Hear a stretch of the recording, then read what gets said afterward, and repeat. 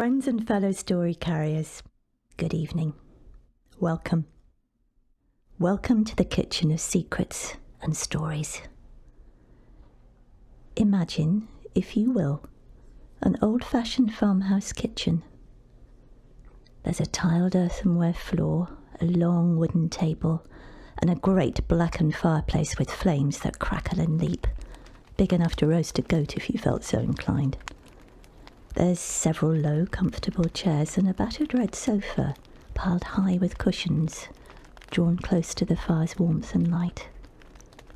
On the hearthrug at your feet, two small scruffy dogs snore and whiffle contentedly.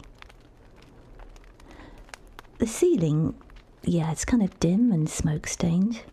There's a whiff of wood embers and recent cooking lingering in the air.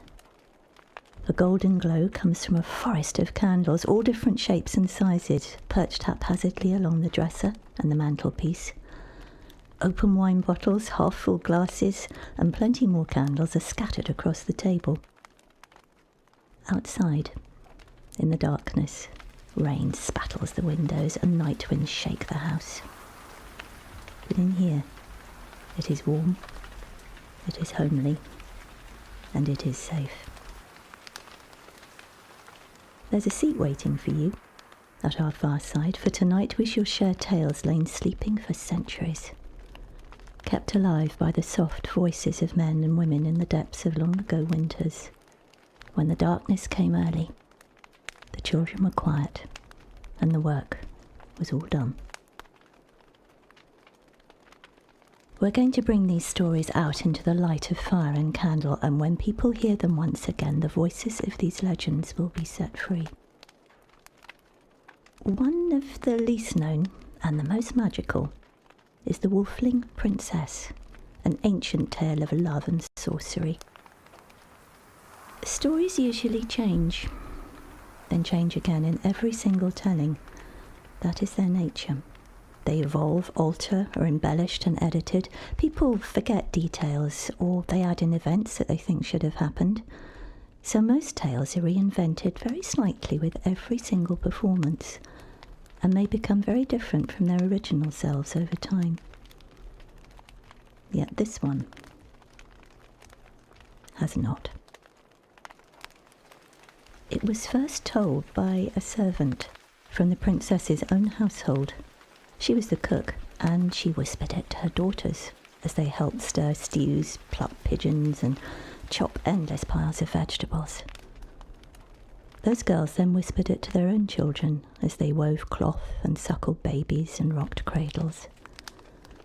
Sometimes the husbands would come in and listen too.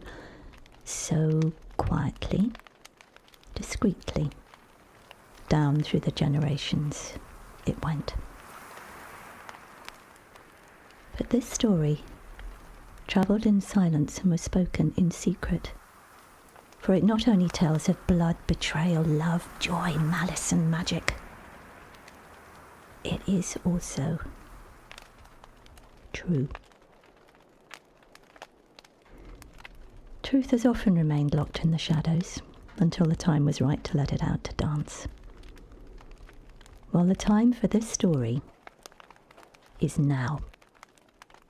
So, friends and firesiders, for your pleasure, in the kitchen of stories, I give you the Wolfling Princess.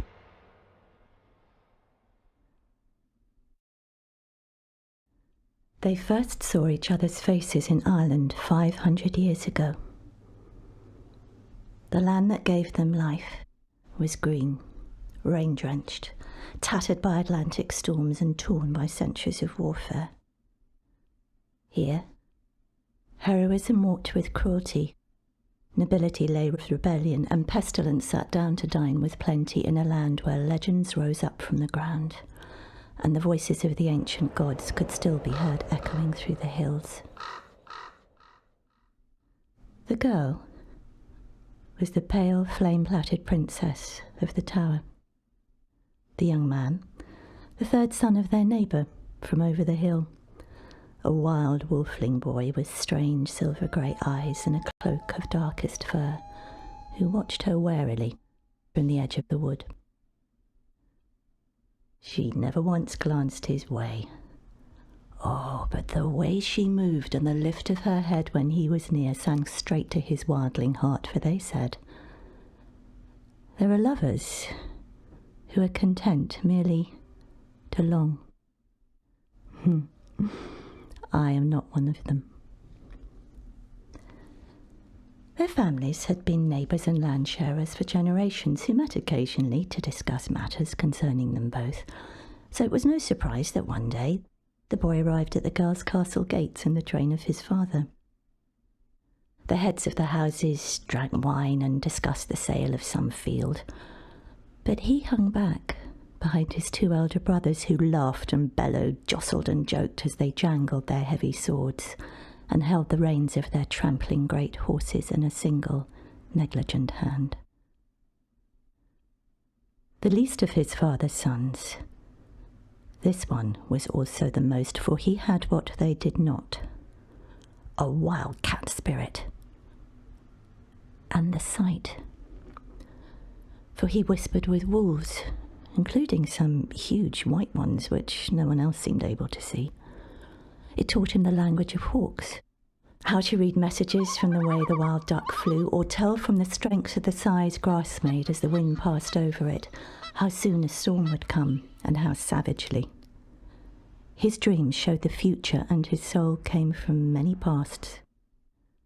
Those dreams now showed him the girl, and told him that their souls would be linked until the sun turns cool, deserts cover the earth, and the last of the stars goes out. For they were true soul beloveds, whose love would take many forms over many lifetimes, but whom neither time nor distance could divide. Well, a fortnight later, the boy was taking a message from his father to hers. They were to join for war in a fortnight, fighting at their Irish lord's back to oust the unwelcome French, when he caught sight of her in the wood, gathering flowers, stepping high, humming to the sky. She saw him too, and, still humming unconcernedly, she began leading him, without looking back, to a secret clearing which she had first found as a child and still sought out whenever she needed peace. The moss there was deep upon the ground, and green branches closed over their heads. Their coming together was like the rising of the moon caressing the setting of the sun. The earth crooned wordless songs of sweetness as they loved. The spirits laughed aloud, and the north wind cried out their names. She called him Wolfman, and he said she was his Wolfling Princess. Yet the boy did have to go to war, and during the 4 months he was away, new life bloomed secretly in the womb of the girl. They planned urgently when he returned to run away together before the curve of her belly betrayed them, to marry in secret in a roadside chapel 2 hours' ride to the west, and then live together as husband and wife as they pleased. For their families had other plans for their children's marriages. Apart from anything else, her father would not hear of his only daughter throwing herself away on some awkward young man who is merely the third son of a neighbour. Yet, she was very young, so she confided just a little in a favourite aunt of her plans, hoping for blessings, encouragement, and perhaps a little bit of help. The aunt, who was unmarried and not as young as she had been, gave all those things with her outward face. But inside her heart twisted in envy, for she too desired the boy, and she longed for his touch in the depths of her soul. Now this aunt had a little mirror on the rough stone wall of her room. Made of silver, it was difficult to polish properly, so the reflections it showed were often distorted by the dark marks of tarnishing. Yet she prized the thing for the blurred and therefore rather pleasing reflections it showed of her face whenever she looked into it. She liked it for another reason too. For this woman had abilities she did not admit even to herself, lest she be accused of witchery. One was that she could see things in that mirror which were not, in the usual sense, there. For instance, she only had to look at it to see what was happening in the house of her friend in the next village, or where her cook had put that missing venison, and even, who was meeting in secret with whom. In fact, she'd looked in it last week and seen something she did not like at all. The sight of two young people naked in each other's arms. The flood of jealousy that sight unleashed she rechristened Good Sense. Stupid girl. That way dishonour lies. It is up to me to stop them. Surely, I know best. So she whispered in the ears of their parents, telling them where to find the two lovers and when. So when the pair arrived at the chapel, they took each other's hands eagerly to make their promises before an old priest who had known the Wolfling girl since she was a baby and even christened the boy. But suddenly there was a thunderous crashing as 6 armed men, their fathers, uncles and brothers, kicked down the door and strode in, pushing over the Celtic cross, striking the priest senseless, laying rough, angry hands upon the boy and his bride, tearing them from each other's arms. That boy fought like the wild creature he was, while the girl bit, twisted and even attacked her own father with the stem of the broken cross which now lay in pieces upon the chapel floor. One of the uncles tried to subdue his nephew and then found out he had a wolf berserker by the throat as the boy hurled himself at the older man with a whirling knife and sword. But in parrying those increasingly savage blows, the older man's dagger slipped, stabbing the other deep in the chest. At first the young wolfman barely felt it, but fought on in a frenzy as the 6 men closed in to restrain him, the dagger still in his ribs, and the Wolfling Princess shouting and crying. But dark arterial red began seeping through his shirt and flowed to the floor in a spreading pool. The boy stumbled over a piece of broken cross, slipped in his own blood, and as he hit the ground face first, the knife in his chest was pushed in so deep it sliced his beating heart in 2. Amid howls of horror from his father and screams from the girl, his eyes closed forever. And his spirit flew home.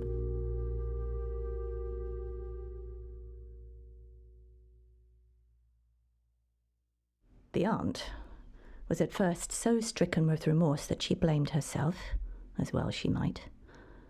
Yet this was so painful to her that she soon laid her burden of guilt upon the girl instead for leading him astray, and persuaded the family to send her to a convent, lest the scandal of an unwed pregnancy destroy their good Catholic name.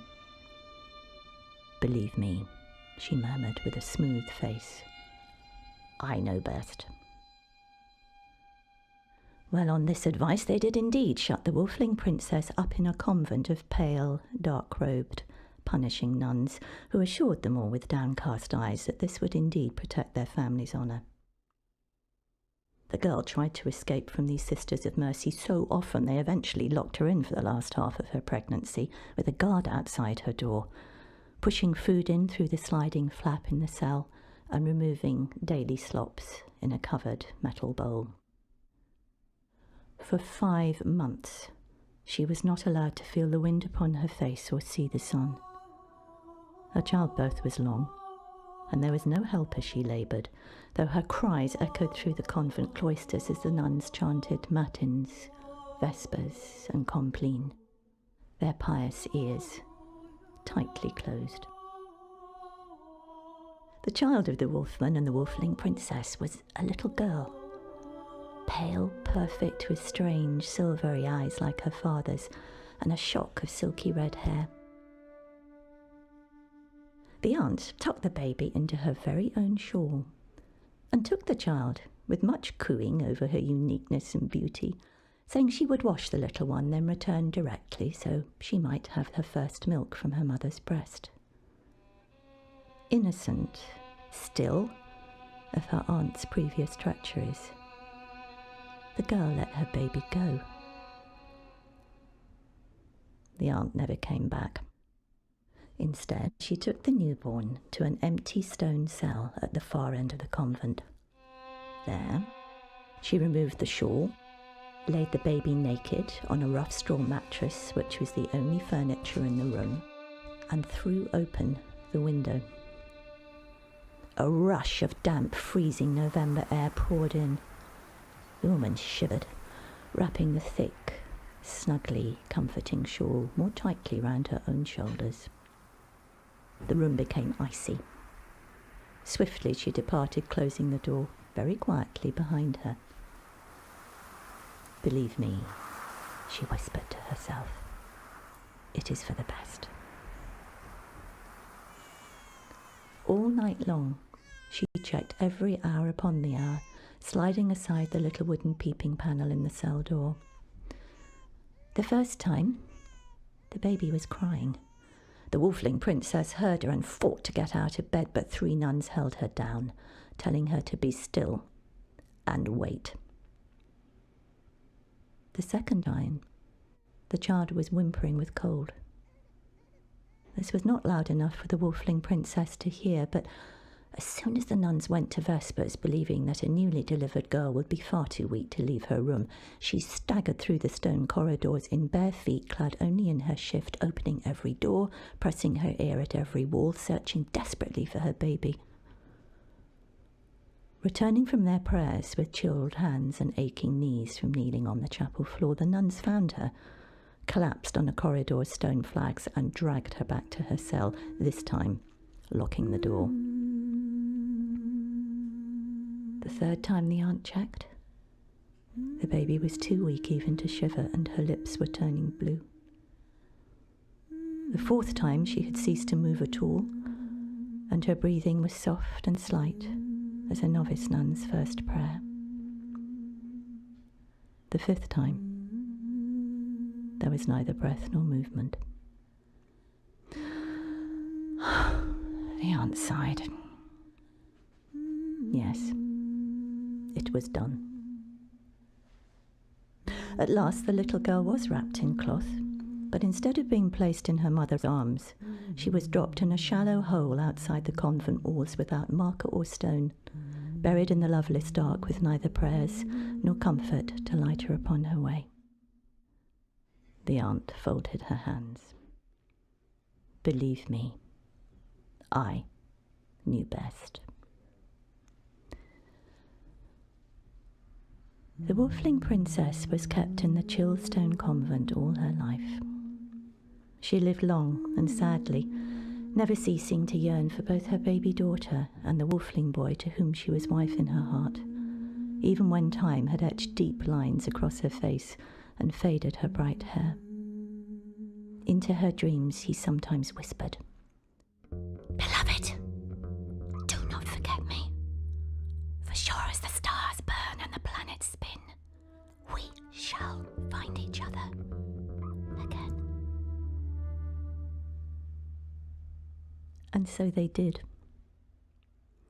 Because one winter, 300 years later, a young Navajo girl with red earth dye streaking her dark plaits heard the howls of a great grey wolf in the forest. The animal was badly wounded, and it looked at her with both fear and pain in its strange silvery eyes.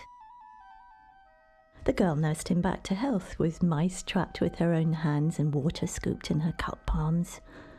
She laid her woven blanket over him, hummed him to sleep as he shivered through the night, and built a shelter of branches over him to keep off the snow. He slept with his head on her lap or his nose on her knee, and they kept each other warm through the long snowfall nights and diamond-hard days of a freezing North American winter. In spring, he licked her bare feet and left, for he was a lone wolf and his kind needs to live free. But he watched over her every day from the edge of the forest for the rest of her life.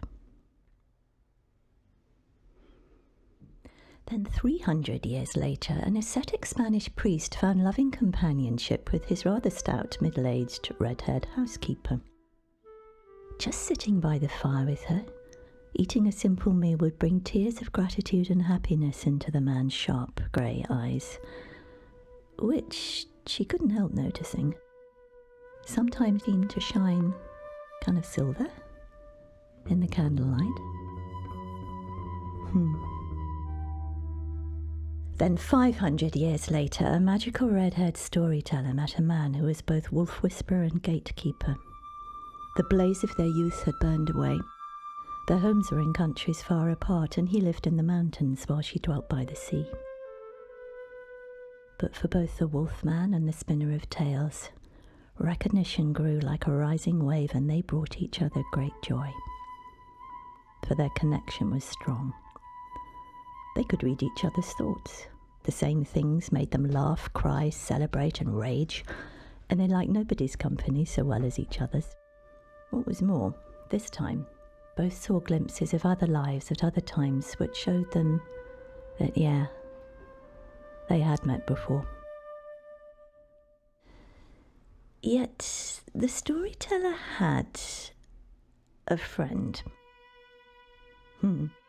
An older woman, and a wise one, whose advice she had often sought in the past. She had rather less to do with her these days, however, as the woman had begun to offer unasked for suggestions, prefaced with the words "I know best" on an increasing number of occasions. This friend was much drawn to the wolfman, for she too knew him from a life long since past. And when she saw the pair of them had somehow managed to find each other again across the corridors of time, her heart burned with chagrin and her mouth filled with bitterness. So she tried to warn the younger woman off with vehement words. "Stay away from him. Oh, he's wicked. He's bad. He'll take your money. He'll break your heart. He will ruin your life. Oh, my dear, I can see it all so clearly. Believe me, I know best." To the wolf whisperer, the woman hinted that his red-haired friend led men around on a string and was given to terrible fits of ill temper. Both storyteller and wolfman ignored her. Unfortunately, the former aunt had spent the last few lifetimes becoming an accomplished sorceress. Seduced by the purr of dark magic, she had long played with those she knew, relishing the power of influencing others in secret and shaping events as she pleased. She was also powerful, and skilled in both spell-making and conjuring when persuasion or a winning tongue failed. And she did not, really did not, like being ignored. These two, she thought. These two? They never learn. How dare they disregard my advice, ignore my warnings? Well, they shall pay attention now, because I am going to separate them both so completely that they will never find each other again in this world or the next. They'd be bad for each other, I just know it. So indeed, what can I do? They leave me no option. Is it my fault that I know best? So she flung up a great dark wall between the former Wolfling Princess and her wolfman. Impossibly high and endlessly long, fashioned from huge blocks of sweating black granite, it stretched into infinity. The wolfman was trapped on one side and the storyteller on the other. They could no longer hear each other's voices or sense each other's thoughts. Indeed, the sorceress's spell was so strong, they could scarcely remember even having met. But the storyteller, who even now remembered a tiny bit more than the wolfman, but only just, placed her hand upon that wall, asking for help from the fire goddess Bridget of Ireland, who came to stand beside her and also touched the stones. Golden hairline cracks spread from beneath their palms like a burning spiderweb, and suddenly part of the great black barrier collapsed, allowing the wolfman to climb across the rubble, coughing, sputtering, and covered in dust. The sorceress was taken aback. She had not expected this. So the following week, she and Sword the storyteller woke up in bed to find that she was trapped inside a thick glass bell jar, whilst far away in his own land the wolfman was imprisoned in another one. They laid their palms against the glass and shouted, but could no longer hear each other. They rocked the things from side to side, but they were too heavy to topple. They beat their fists against the jar's smooth surfaces and kicked them hard, but they did not break. Soon they'd used up all the available air inside, and their strength was draining away like water into sand. Then, just as darkness began blackening the vision, the storyteller put her palms on her own bell jar one last time and prayed. This time both glass domes exploded so violently that they did not so much shatter into pieces as pulverize into powder which flew in all directions. The sorceress frowned. But she had many powerful spells to command. So next, she created a great grey hill, swathed in banks of mist and marshmallow soft to the touch. To step upon it was to sink into its depths, where you would flounder and struggle helplessly, for it was like falling into deep powder snow. Each time you put out a hand or a foot, it sank beneath you like a heap of feathers, and again the wolfman was on one side and the storyteller on the other. She who had been the Wolfling Princess stepped to one side, and from behind a concealing clump of trees she began digging with a little silver spade. She dug a tunnel all the way below the hill, out the other side, and ensured the entrance came up in a dip concealed by 6-foot nettles, so that no one, including her former friend, could see what she had done. The wolfman then destroyed the hill completely, but unfortunately that the sorceress did notice. This time her glare was such that the sun hid its face, and the air turned so cold that children shivered throughout the length and breadth of the land and ran crying to their mothers.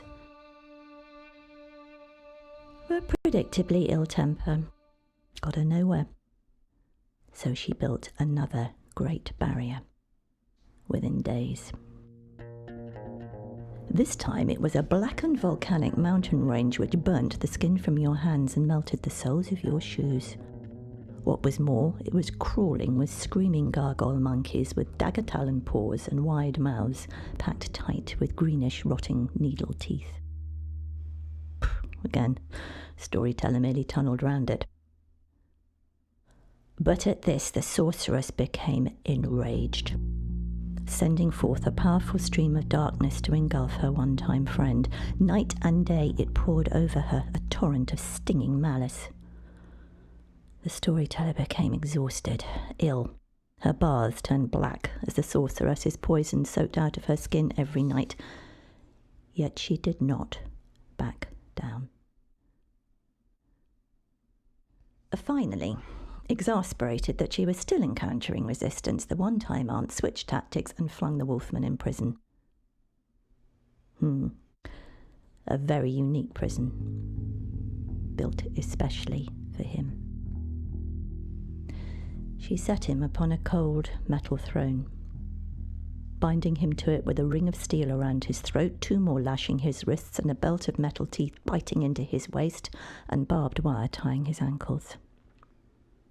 Around that throne, she created a crackling electrical fence, set guard towers with searchlights in each corner, and hid the whole thing in the depths of a dim, stinking jungle, which steamed, smoked, and does not appear on any map in existence.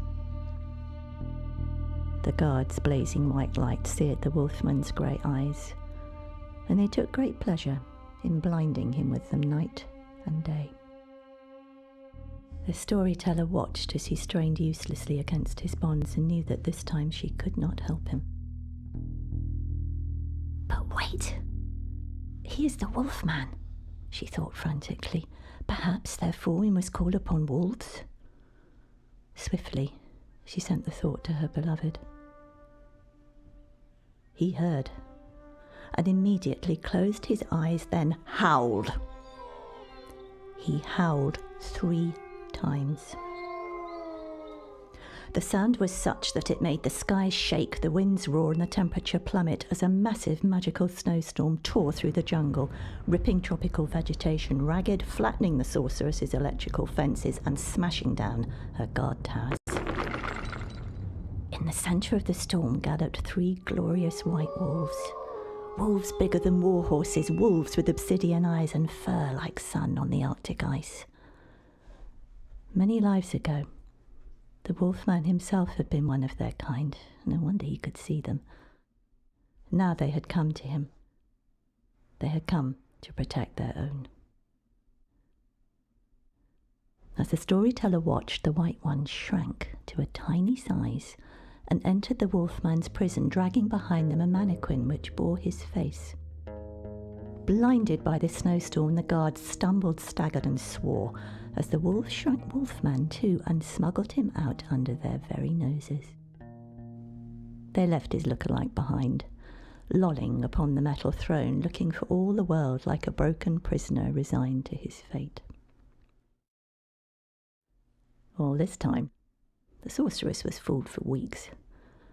But when the woman finally realised that her jail had been destroyed and she'd been wasting her very considerable energies imprisoning a lifeless dummy, she came flying after the pair of them with fury in her heart. The Wolfman and the storyteller simply stopped in their tracks and faced her, offering her forgiveness with both hands open. And this she had no power against.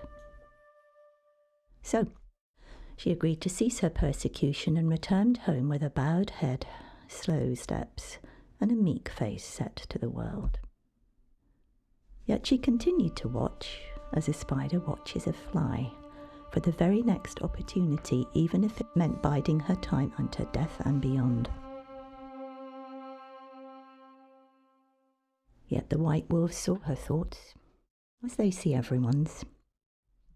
So one day, when she had indeed begun to spin her traps once again, they simply snatched her without warning in a blast of freezing wind. No one heard her cries or even saw her go, as her soul was taken to a place from which nothing has ever returned. Part of her lives on in this world, disempowered and shrunken. The other part will not be seen on this plane again. Oh, but for the Wolfman and the storyteller, their every day is now a celebration and a delight, for as comrades they travel the world, breathing the blaze of certainty into those who need it, healing the land, pouring heart into the dreams of the hopeful who long for better things, and listening to the tales which the wolves' howls tell for those who have ears to hear them. And they have become far more than beloveds. For the Wolfman and the storyteller are now true soul kin, soul family, soul blood, and this is the strongest connection of all. Linked by ribbons of fire that will never break, these two now dance through their days as wolf brother and wolf sister, co-conspirators, light warriors, and playmates for life beyond life in a future which has neither limits nor shadows. Over there. Yeah, right there. Did you see them? Did you see them pass by?